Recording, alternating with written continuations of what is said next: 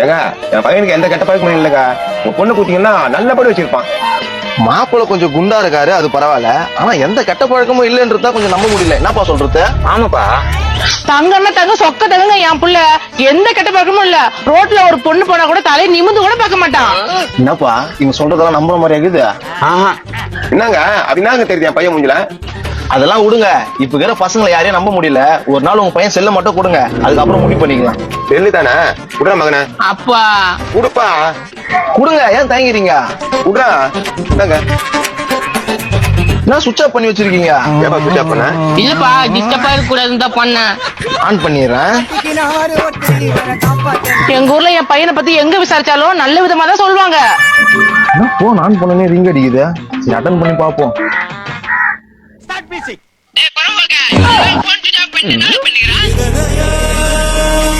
டேய் என்னடா இது? ஹலோ, மரியாதையா பேசுங்க.